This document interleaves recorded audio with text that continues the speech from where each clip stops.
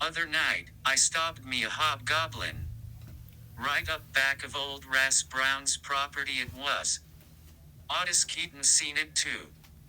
You ask Otis. He'll tell you. Reckon I can't say as we was laying for Hobgoblin on Ras Brown's knob. No. I won't claim as much. Who'd do such a fool thing? But here's how it did start, as I recollect. That morning Otis went keen on having some back meat from the opossum for his ma's stew pot. So we set our caps to bring just such to hearth and flame. Yowans know any campaign what involves possum involves dog. And more than one dog by my preference, a good nose to earth, snort and follow, hound, and a fierce, sniff and bay type dog, what to keep brother possum treat and convenient for my poke. So Otis says to me, Horse Maynard, my daddy's got a right spry blue we can hunt, but Grady Mathis got the finest possum dog in this valley. Reckon he'd give loan of that dog for one night's hunting. Well, I says to Otis, ain't but one way for us to find out. And we struck there and then toward Grady Mathis's house. We found Mrs. Mathis sitting on their broke-down front porch shucking corn. She had her long gray hair pulled right tight to the back of her head like she always done. She hailed us with a, "How yowins?" When we walked up, me and Otis returned her pleasantry with our own, and she allowed as we'd find her other half in the corn patch. So we went around back of the house and seen Grady out pulling late corn. I don't believe Grady Mathis owns but one pair of overalls. Never seen him wear anything else. He don't go to church, so I expect he has no need for finer raiment. Grady was wearing a ragged flannel shirt that looked like it came right straight from Rebel Army days under his overalls, and even in all that get-up, he didn't have a drop of sweat on him. Lord, Mr. Mathis, I said to him. How can you stand that hot shirt in this sweltering sun? Mr. Mathis stopped pulling corn and pushed his ratty straw hat back on his head. Horace Maynard, he said. Blood's got thin. Don't feel that hot to me. He eyed Otis with some suspicion. You ain't Big Tom Keaton's eldest, are you? He said to Otis. Otis beamed.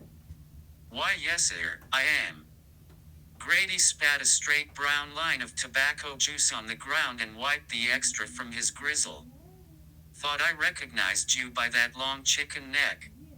Keaton boys all look like banny roosters, and strut about the same as well. Otis's countenance dulled with that. He muttered something I didn't quite latch on to, and I'm sure Grady didn't hear it. I took that moment to advance my question to avoid further commentary from either party. Mr. Mathis, I said. Me and Otis here is campaigning for some possum meat for his ma's stew pot. And Otis was wondering if you might give loan of your dog, this very night, to that purpose. No, said Grady Mathis, and he started pulling corn again. But Mr. Mathis, whined Otis. I held up my pointing finger to signal Otis that this negotiation needed my sure hand. We thank ye, Mr. Mathis. Otis and I know pure well how dear a dog such as yours can be. We will ask no more for your assistance and bid you the best of this long, hot afternoon. I clasped Otis by one of his drooping galluses and led him back towards the house. What's wrong with you, Horse Maynard? Otis hissed. Why you just walking away from here without making a case for that dog? Watch and be wise, Otis, I said. Watch and be wise. Oh, Mr. Mathis, I said, turning back to the corn picker. If we was to procure two opossum this night, would you have interest in receiving a portion of the proceeds of our labor? I saw a sudden slowing of Mr. Mathis's corn pulling and surmised victory was at hand. Matter of fact, I pressed. Otis here and I plumb forgot our manners on this visit. What if we was to help you pull the rest of this here corn and bring you a nice strip of back meat from one of our possums? In consideration, of course, for the use of your dog this evening. Would that not seem just a horn of plenty spilled right onto your table? Grady Mathis snorted and spat another line of tobacco. You got quite the butter mouth, ain't ye? Dog ain't going less I go too. I hadn't considered this fork in my negotiation with Mathis, and it were a wee bit unwelcome. All right then, Otis answered for me. What time you want get started this evening? Reckon Youans come by here after supper and I'll be ready, said Grady. All right, I confirmed. I shot a hurtful look at Otis. We'll see you then. Another thing, said Grady Mathis pointing an ear of corn at Otis. Ain't gon' be no firearms on this hunt's at mine. The brown corn tassel on the ear waved up and down as he spoke. Youans liable to shoot me and my dog up in that dark. Otis shook his head up and down. So, Youans wanna pull this corn now or tomorrow? Grady asked. Otis shrugged and walked into the patch of corn. It seems we'll discharge that portion of our agreement right now, if you please, I told Mr. Mathis. Time we pulled Grady Mathis's parched up corn, it was getting late. I cut for home and wrapped up 2 bone-hard biscuits and plucked a tomato from the table on the back porch. Sorry supper for a night of hunting, but that's what I had to hand. When I went around the back of the house headed toward the barn, here came Otis with a blue hound, a gingham sling holding his supper, and the grandest hoe I ever cast eyes upon. Where'd you get such a thing as that? I asked him. My grandpa. Special made by old Dewey Tate up Galbraith Creek, Otis replied. Reckon I needs find me something to take with too, I told him and headed into the barn. I already had in mind the very implement. In the barn's gloom I laid hands on it, a long hoe handle, like Otis's, except mine had the hoe blade busted off. As I lifted it from a dusty corner, a barn cat shot from amongst the tools, and ears laid back, made for the outside. Well, that just took 9 years off in my life, I said to nobody in particular. I surveyed my implement. Nothing left at the business end but a spiky point that some time ago I had filed keen. It looked like something a Greek warrior might tote. I strode out of the barn and said, Let's go, Otis. You better make an X for you do anything, horse. What with that black cat blowing by here? I already done mine, said Otis. I indulged Otis by raking my hand through the air in an X. He can be peculiar about some things. What's that you got? Asked Otis. A gig?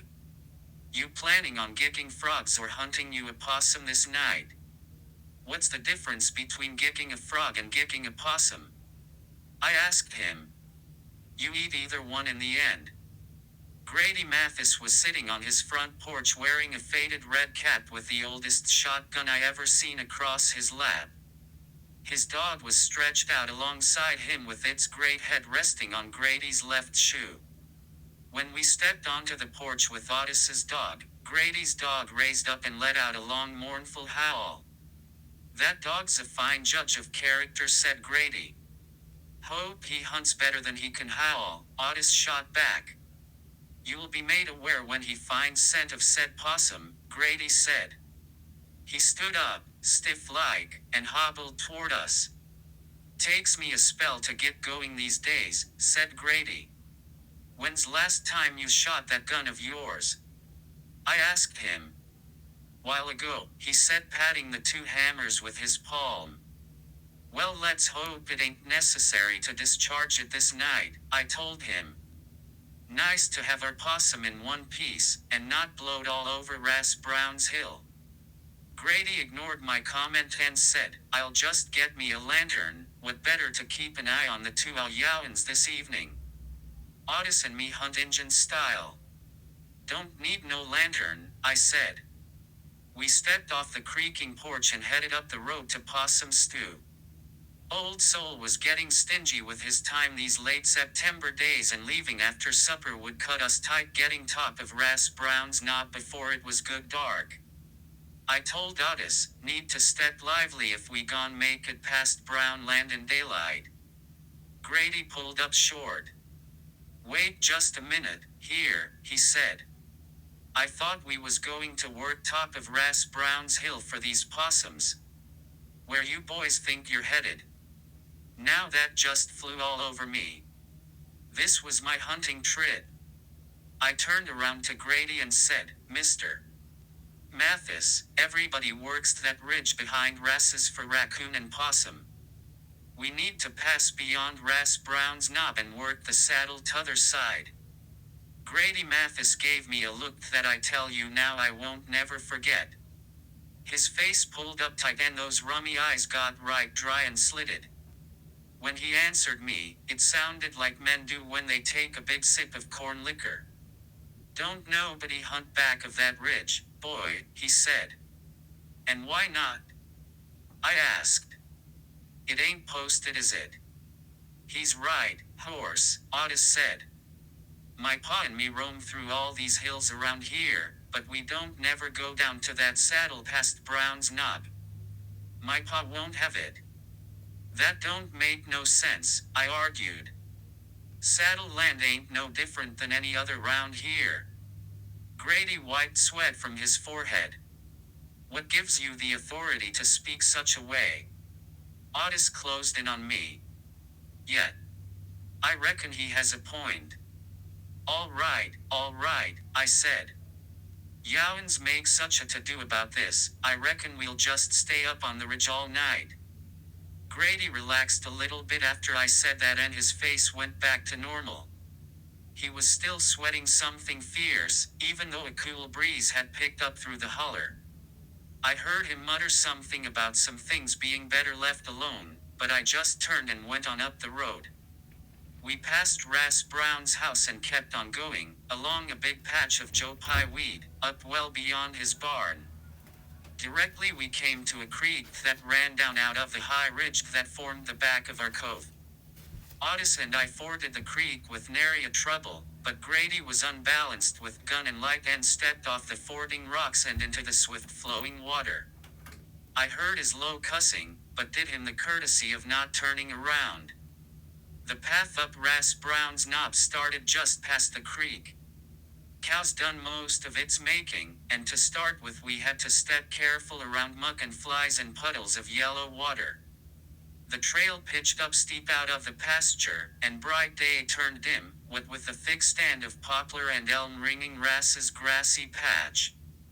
Won't be long all this'll be bright yeller, commented Grady. Be fine with me, added Otis. Ain't as many chores in winter as summer, on account of the gardening. Grady Mathis might take a spell to get going, but when he did, he went with purpose. He passed Otis and me when we stopped on a switchback to blow a minute, and kept right on without a stop for breath.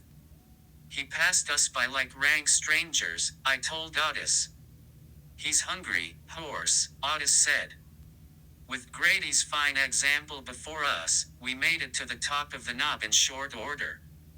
From up top we had a clear view back over Ras's property and down the cove before it twisted with the creek over toward Bryson City. The high ridges above us were purple with mountain smoke that deepened as the sun slipped down to the west ridge. Best have supper here before it gets dark, said Grady. I thought you had your supper, said Otis. I see you, uns brought yours, so figured you wanna eat some time. And it's fixing to get dark. We sat down on a log in a clear spot with a ring of stones for making a fire. I opened my tow sack and took out the tomato and pulled the 2 sorry biscuits from my overalls. Otis sat before a big, flat rock and spread his gingham cloth open. His ma had packed him, and I know it's his ma that done it, 3 great big biscuits, and 2 old tins, one holding some nice thick slices of country ham and the other some fried okra. Well, I see Youans ain't evenly yoked come supper time, said Grady. Otis looked across at me as I cut open the tomato to slab onto a biscuit half. Horse needs fend for himself most days since his ma passed, Otis observed. Forgive, horse, but you know it's the plain truth. My old daddy ain't the cook Mama was, that's for sure, I agreed. Mama was a proper Scot, book learned and sure of phrase. Your daddy ever run any whiskey? Grady asked. That flew all over me. No, my daddy ain't never run any whiskey, Grady. He farms and he snakes logs for old man Culpepper sometimes over to Cullowhee. I meant no offense, said Grady. Reckon none is taken, then, I answered him. Grady turned right to Otis and said, Okra is the noblest of the vegetables. Otis regarded the deep-fried spike in his hand. Reckon I can find no argument with that declaration, Mr. Mathis. Grady Mathis stared at Otis the whole while he ate his supper. Otis took no notice. Directly he took his last biscuit, laid a piece of thick ham across it, and handed it over to Grady. Mr. Mathis, I would be grateful if you would help me finish this supper. I've had a sufficiency. Grady Mathis took that biscuit from Otis like it was something off the Queen of England's table. The light had faded nigh on to dark then and it played tricks on my eyes. Grady appeared to hold that biscuit fast with long bony claws that in the gloom seemed more of beast than man. And when his teeth closed down, he wrenched and swallowed that ham like a dog would. Lord, I thought. The world we see by day and the world we see by night are two entirely different subjects. All of a sudden, a strong wind rushed into the trees and set the leaves to flitting and fluttering above us like one of them Homer stories Miss Stevens tells in the schoolhouse. Mother Earth, she's taking her a long sigh before she falls asleep, said Grady. Mathis and his commentary was getting on my last nerve. We should have left him in his corn patch and made do with Otis's dog. But here we were, and no way to get shed of him. Why is it we always want for more than we need? Anyway, I says to Otis the Good Samaritan, and Grady the man by the road, time we commenced to hunting. Ain't good dark yet, said Grady. Needs to be good dark, horse, said Otis. Grady expelled a noisy barump of gas and shifted side to side on the log. Fine, I said. You two sit a spell. I can't.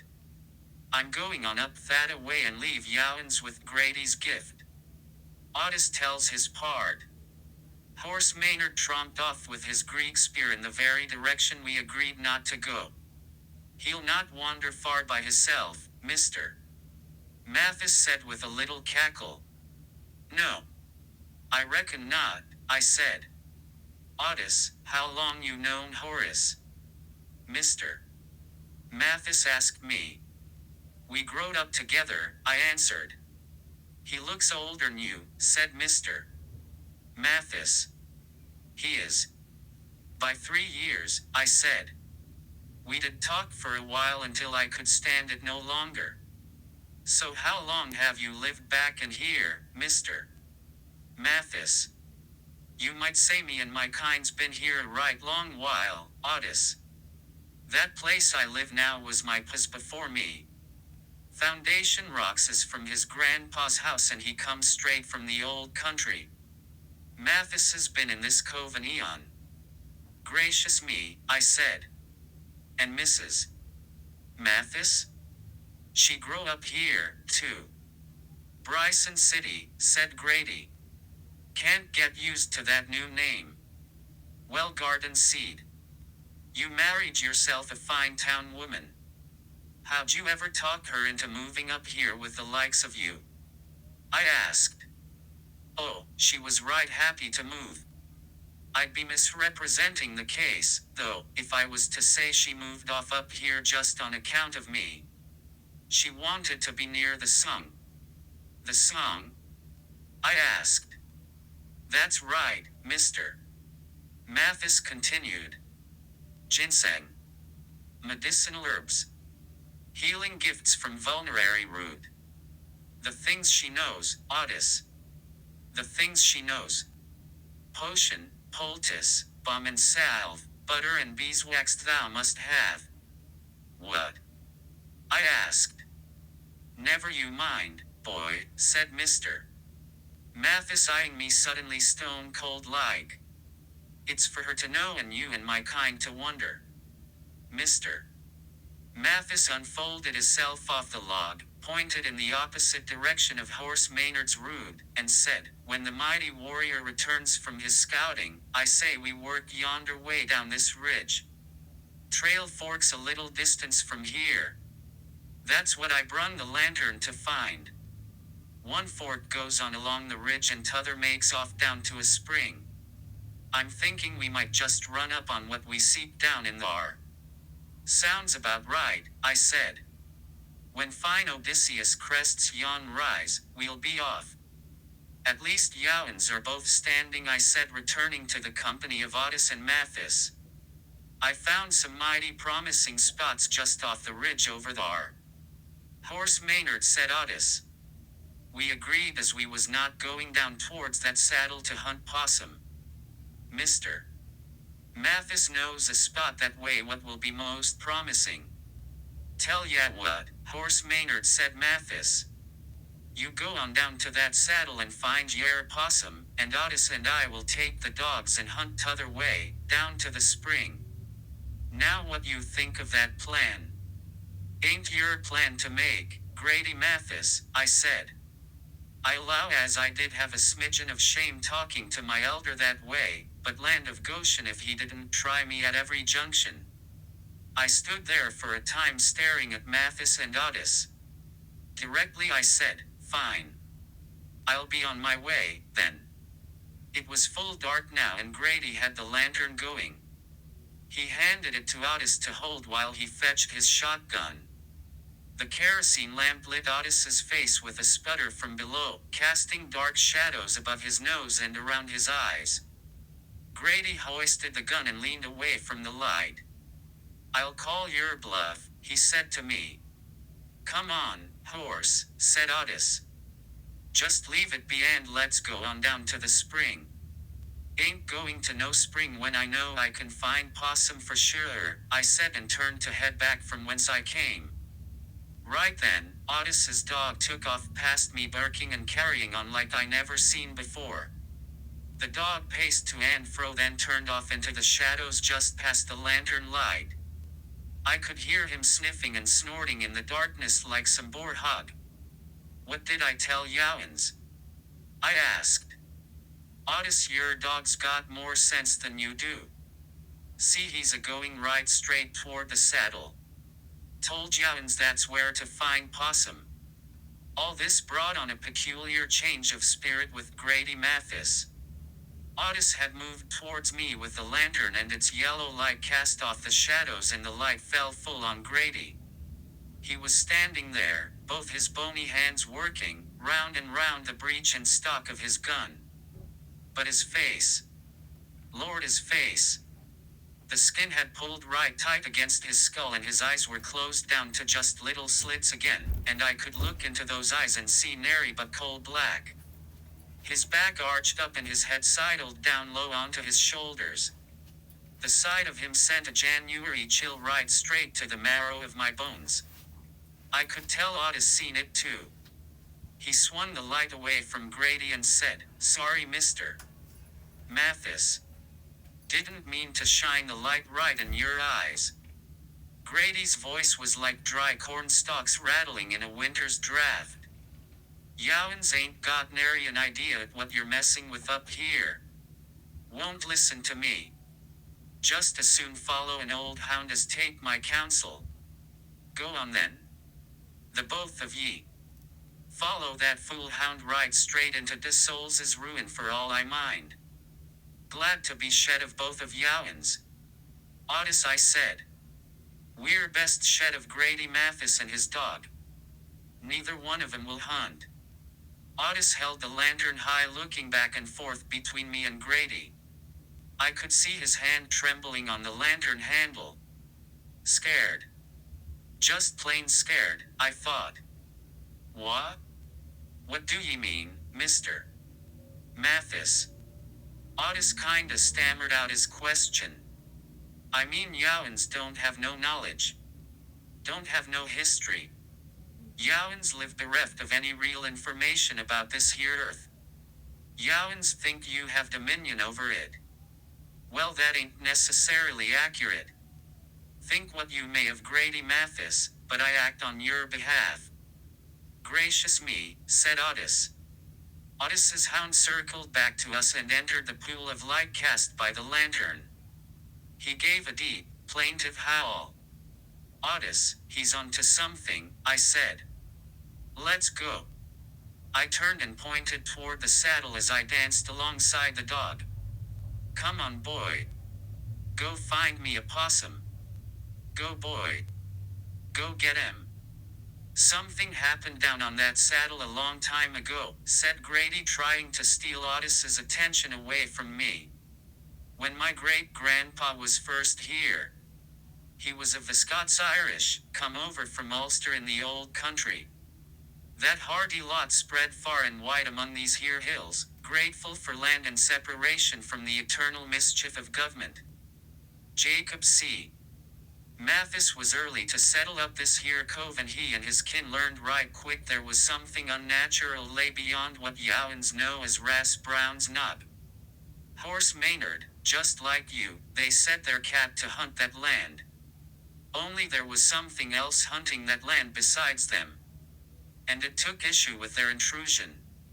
First time Bethel Mathis and his sons trod that saddle, trouble commenced. Folks knew something was amiss. They could feel, well, a presence you might say, somewhere back amongst the thick laurel. That night a hunting party of a different sort crept down to the cove. 3 good milk cows was slit wide open and left to die by the barn. A run of mischief broke loose all down the valley. Folks soon learned to stay out from where they was not welcome. Those in my great-grandpa's family that would tell of it, spake of having seen something up there. A form that wasn't typical for these parts. Something made of stone. A kind of brock that only the oldest folk from the old country recollected. That's all that's come down to us. Injuns? Asked Otis. Nah, answered Grady. You won't find one of them go anywhere near that place. Think, Otis. Your daddy ever say why he won't hunt that saddle? No, answered Otis. But he won't set foot over that ridge there. Said Grady. He knows. I said, come on, Otis. I ain't afeard of no haint tale by Grady Mathis. And ain't nothing sitting down on that saddle but a big laurel thicket. No such a thing as a hobgoblin up here in these woods. Your blue's got the scent of something. Let's go find it. Otis was now next to me, lantern in one hand and hoe in the other. But horse, what about Mr. Mathis? Mathis can do as he pleases. If he won't go, I said, turning around toward Grady. Mathis was gone. And so was his dog. Gracious me, said Otis. Where'd he go to? Where all yeller-bellied folk like him go, I said. Back to his house and his broke-down porch and his bony old wife. Otis tells all. Now I never would call Horse Maynard a brave soul. But he puffed hisself up and stuck his pikestaff out in front of him and commenced his march right down off that ridge like Johnny Reb. And like a fool I followed him. What a sight we must have been heading down towards that saddle, and the sound of my blue baying some ways ahead of us. Horse Maynard was thrusting his pike out and calling to my hound, get him, Blue. You go, boy. It's possum for you, old dog. And I come traipsing along behind, with a lantern in one hand and a hoe in t'other. Now the form of possum hunting what I'm accustomed to involves following a baying dog to where he's run the possum up a tree. You then take a rock and knock said possum out of that tree, bust his head with a hoe, and put him in a tow sack. That was not to be the case this night. When we caught up with the Blue, he was dancing and barking right straight up against the biggest laurel thicket I ever saw. In the puny light of Grady's lantern, the twisted boughs and thick, half-curled leaves looked like the wall of a great fortress cast before us. "Okay, horse. How we gon' get a possum out of that mess?" I asked. "You just go in and get him," said Horse. "You crazy, boy," I said. "Nothing big as me gon' keep up with something small as a possum amongst all that. Dog won't even go in such." It was then I heard that sound that will be forever between my ears. A sound, like cloth being tore, come from deep in that laurel. "Horse, shut your mouth," I said. "Something's in there." "Yet." "A possum," Horse answered. "Ain't no possum I'm hearing. Way too big." The cloth tearing sound stopped when I said that. Then started again, and this time it was coming towards us. Horse Maynard heard it too, and he took a step back from the thicket. I could see clear that the Greek warrior spirit had just departed from him. The cloth tearing sound settled down to a rhythm that I imagined was bough after laurel bough being pushed from obstruction by some strong and unseen hands. And now, coming along with that, was a sound like a loom batten being thrown to and fro. Thump, slide. Thump, slide. It was a kind of footstep, but not like no animal I know would make. Each step, clear as could be, on those dried leaves in our thicket. Straight at us. Lord, I wished we'd had more rain so I wouldn't have heard such. Blue backed away from where he was at our vanguard. His ears was laid back on his head and his fang teeth showed from neath his curled jowls. He cowered down low, still holding that grimace on his snout, and made not but a pitiful whimper. I seen it then. Or maybe it's more truthful to say it seen me. Two red eyes, like back coals on a wee hour's fire, stared straight through me, and Lord, my blood iced in my veins. Horse Maynard screamed like a woman in first child labor and reared back with his pikestaff and pitched it straight at them eyes. His shadow danced about in that kerosene light like some warrior on a pot in Miss Stevens's history books. Then something hard and heavy hit my arm and knocked the lantern out. Remember when I said I wouldn't count Horse Maynard as a brave soul? Well, I was right, and he ain't. Now he did sling that pikestaff right straight into that thicket, but soon as he let fly the pike, he let fly his feet, and off he went back up the hill, his screams, and echoes of his screams, careening all over the place. Me and Blue was left holding the bag, so to speak.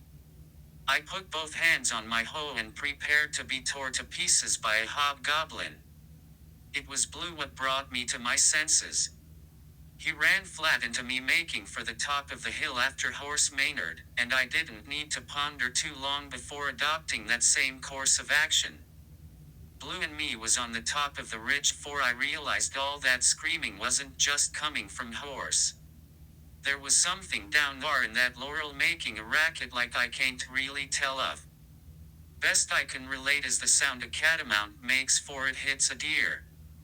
Lord, it harrowed up my soul as it spake of pain, and longing, and regret. Me and Horse laid low for several days following that night. I was sure glad my daddy put me to work in bottom land down by the big creek and way away from anything looked like a hill. Nights, I stayed in. And my mama remarked favorable on my newfound interest in evening Bible reading. One day I was working a row of field peas when my uncle came driving by in his buckboard wearing his black doctor suit and looking serious and troubled. He stopped at the edge of the creek to water his horse and got down from the wagon, and I went over to have a jaw. "How do, Otis?" he said as I walked up. "Looks like you got plenty of work down here." "Yes, uncle," I said. "And I'm glad of it. Where you been with your doctoring get-up?" been tending Grady Mathis low these past few days. My knees bent under me and I wished I'd had my hoe handy to lean on. I made steady my voice for I spake again. Well, what's ailing Mr. Mathis? I asked kind of casual like. Uncle shook his head. I ask you oughtest not to repeat a single word, for it's private business of Grady Mathis alone. But I tell you, boy, in all my practice I've never seen such an unholy wound as that man has. To tell the plain truth of it, his hide just came unknit in a single place on the right side. Frankly, I'm amazed that Mrs. Mathis even called me in, seeing as how she fancies herself a healer too. Reckon how it happened? I asked. I have no idea, Uncle said. Grady can't talk and Mrs. Mathis won't talk.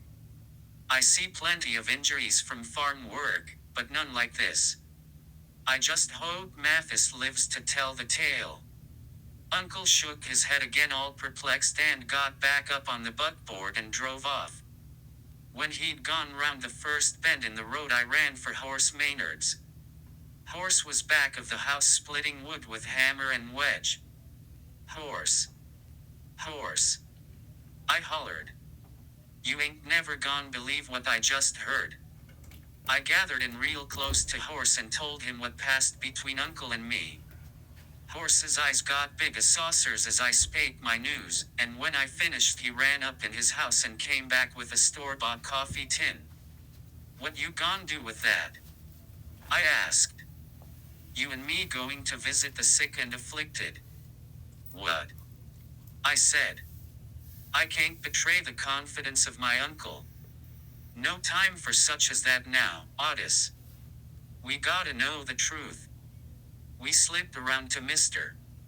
Mathis's by way of the Jenkins Road. It took longer, but we was far less likely to be seen by someone who might take notice going that way. The front porch was empty when we walked up at the Mathis house. Otis, go knock on a door, Horse said. I looked at Horse. What? I asked. Go on up there, Horse ordered. I crept up on the porch kinda gingerly like to keep it from creaking too much. Stepping over a few bad boards put me right into the dog trot. Pondering what to do next, it occurred to me that most folks would have their doors open during the heat of the day. The doors on either side of the trot were closed up tight. That's right, odd, I said to myself, and knocked, a little on the shy side, at the frame board of the trot. My fat knuckles had no more than met wood when I looked to the side of the porch and saw sitting there a broken lantern and Horse Maynard's pike staff. Top of that pike, what Horse had filed keen, was crowned with a crimson stain that ran down in places plumb to mid-staff. A voice in my head said, "Run, Otis, run." But before I took my hand off the wood, a door swung back and there stood Mrs. Mathis staring at me. Her long gray hair was down like I never seen it, and hung round her face as old yarn that got wet. "Yowens, come on in," she said, meaning me, and Horse too. We followed her along the dog trot to the back porch. Grady's possum dog lay stretched along the edge of the porch to our right. He raised up and gave a mournful howl when he seen us.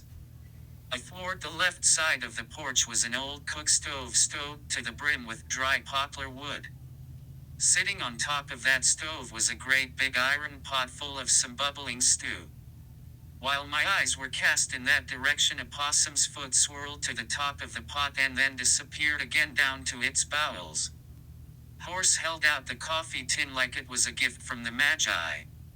"I appreciate you boys come to check on Mr. Mathis, Mrs. Mathis said. She took a great wood spoon, swirled it deep in the pot, dropped in a curly root and let out an odd little cackle. When Mr.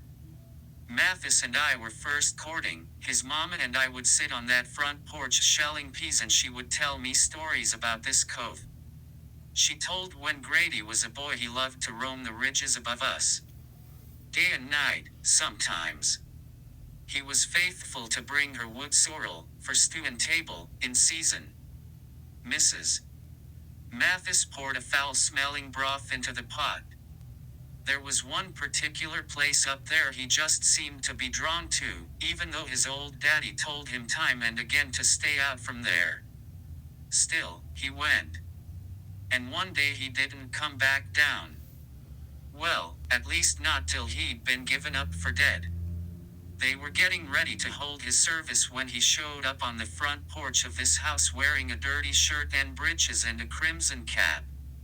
Never spoke a word about where he'd been those days. Folks said he was changed after that. Kind of kept to himself. Still does. I like that in him. We met when he hauled a load of late corn into town to sell at market. Why, I knew right away I'd found my place with him in this land. Mrs. Mathis placed the spoon beside the pot and wiped her hands on her apron. Oh, listen to me prattle on so, taking up your time. I thank ye for the coffee, but I'm afraid Mr. Mathis is unable to accept visitation this day. Given your neighborly concern, you will be pleased to know that just this morning he raised up in bed and said straight away to me, when I'm finished my mending, I've set my cap on taking those two boys hunting again. Up past Ras Brown's knob.